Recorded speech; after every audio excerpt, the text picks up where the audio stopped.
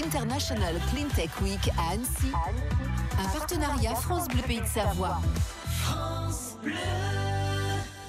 Il est temps de vous faire découvrir un projet ambitieux. Enfin, je dis il est temps, mais depuis ce matin, on vous parle de projets ambitieux. Ils sont tous ambitieux ici. C'est une expédition scientifique et pédagogique, le tour des 2 Amériques solidaires en voilier, qui devrait partir cette année, je crois. On va en parler avec Philippe Bensimon, qui est à l'origine de ce projet. Bonjour Philippe.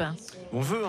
Alors avant qu'on rentre dans le détail de ce projet, qui j'espère va voir le jour, il devrait partir quand, démarrer quand ce projet, si tout va bien? Durant l'hiver 2019-2020. Bon, on approche tranquillement, mais sûrement. Hein. Absolument.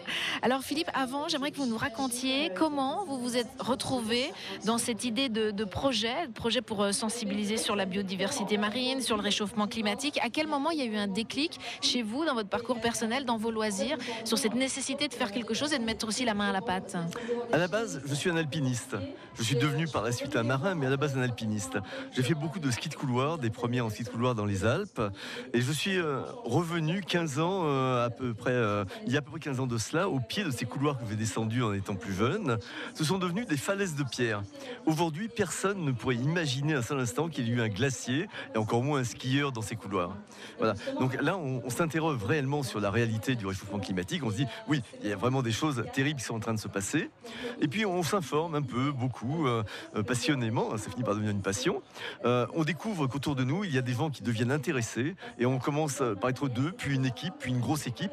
Et aujourd'hui, on est 22 plongeurs, 66 marins, une quarantaine de personnes à terre, à travailler à cette expédition. Un très gros avec projet. Plusieurs missions. Alors justement, on va les détailler, ces missions. Des recherches scientifiques portant sur la biodiversité marine et le réchauffement climatique. Ce sont les 2 grands axes. C'est ça ? Absolument. Allez-y. Biodiversité marine, aspect physico-chimique de l'océan, lien de ces 2 domaines avec la climatologie. Les 3 domaines sont vraiment très imbriqués. J'ai montré il y a un instant une vidéo où Françoise Gay, une directrice scientifique du CNRS, dit l'océan absorbe aujourd'hui la quasi-totalité des bêtises que nous faisons et qui pourrissent notre climat. Mais malheureusement, jusqu'où l'océan pourra continuer à absorber cela, ça c'est vraiment un gros point d'interrogation. Donc ce sont vraiment des domaines extrêmement liés. Et la biodiversité marine a un impact terrible sur la planète. Il y a 1 milliard d'hommes aujourd'hui qui vivent directement de la pêche pour leur alimentation. Certains scientifiques pensent qu'à l'horizon 2046, c'est tout proche, on aura pêché le dernier poisson. Et c'est demain, ça. C'est demain. Et à ce moment-là, ce milliard d'hommes va se retrouver réduit à la famine, avec apparition de zones de violence et de déstabilisation politique. C'est vraiment un problème très grave. Et le réchauffement climatique est un problème encore beaucoup plus grave qui touche dans le monde des populations entières. On a aujourd'hui le plus gros exode de la planète au Bangladesh. Le pays est au ras de l'eau. Et la hausse du niveau des eaux est en train de transformer tout le sud du pays en un grand marécage. Vous imaginez tout le département de la Haute-Savoie, et c'est un tout petit département, c'est pas un pays, mais transformé en marécage. Vous seriez obligé de quitter ces lieux, quitter les endroits que vous aimez, la terre de vos ancêtres, vos maisons, votre famille, votre travail. C'est vraiment une horreur. Alors du coup, l'idée vous est venue, ce projet de faire un tour des 2 Amériques, Amérique du Nord, Amérique du Sud, en voilier, pour justement aller sensibiliser sur place les populations locales, les autorités même locales, les populations. Qui est votre objectif, qui est votre cible? On a 3 cibles. Les autorités locales, les maires, les députés, les gouverneurs des provinces, des pays qu'on va aborder.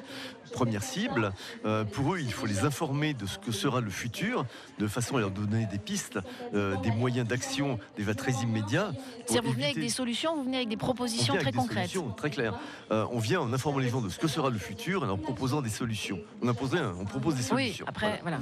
Après, deuxième cible, le grand public. Le grand public, lui aussi, a une action sur le climat par son mode de vie au quotidien. Et lui aussi va être impacté et devra modifier son mode de vie. Si les gens s'y préparent aujourd'hui, ça ne sera pas grave. Ça sera juste une question d'adaptation. Si les gens refusent de voir l'avenir et refusent de s'adapter aujourd'hui, demain, ils prendront le changement climatique vraiment en pleine figure. Et enfin, les enfants qui vont être les locataires de la planète de demain, auxquels on va léguer une planète en mauvais état, il faut bien le dire. Les enfants, il faut les sensibiliser dès aujourd'hui. Ils ont déjà des cours de climatologie dans la plupart de leurs programmes et on vient en appui justement de ces enseignants pour montrer aux enfants ce que sera la planète de demain, les causes, les effets, les solutions. Quels seront vos moyens très concrètement? C'est avec ce voilier? Les gens, qu'est-ce que vous allez transporter? Est-ce que c'est juste votre parole? Comment vous allez faire passer ces messages-là, Philippe, concrètement? Alors, le voilier ne sera pas un instrument de plaisir, ce sera vraiment un instrument de travail. C'est un moyen écologique d'aller d'un point à un autre, faire en gros la quarantaine de kilomètres qu'on fera chaque jour, 23,8 milles nautiques. C'est un moyen de transporter aussi des scientifiques à bord qui feront des recherches. Et c'est un moyen aussi pour nous de donner une apparence, si on peut dire, une visibilité à l'équipage. Un bateau, les gens se pressent pour l'arrivée. Voilà. C'est quelque chose qui est sympathique. Les gens ont le cœur tourné vers l'aventure et la voile. On pourra suivre par le biais d'Internet cette expédition, cette grande aventure, Philippe? Oui, bien sûr. Il y a un site Internet que vous pouvez nous donner? Oui. www.amérique au pluriel, voilier au singulier, Amérique voilier, _du6 expédition au pluriel.org. Mais si vous oubliez, vous tapez sur Google expédition Tour des deux Amériques, voire simplement Tour des deux Amériques. Ça marche aussi. Directement, vous arrivez chez vous. Très bien, comme ça on va pouvoir suivre votre aventure. Merci beaucoup Philippe Ben-Simon d'être venu nous voir. Je rappelle que vous menez à bien ce projet d'une expédition du Tour des deux Amériques solidaire en voilier pour sensibiliser. Merci beaucoup. Merci à vous. On continue cette émission en direct de la Cleantech Week ici à Annecy. Nous sommes dans les jardins de l'Impériale. C'est jusqu'à ce soir si vous aussi voulez venir participer à cet événement solidaire. France Bleu Pays de Savoie. France Bleu.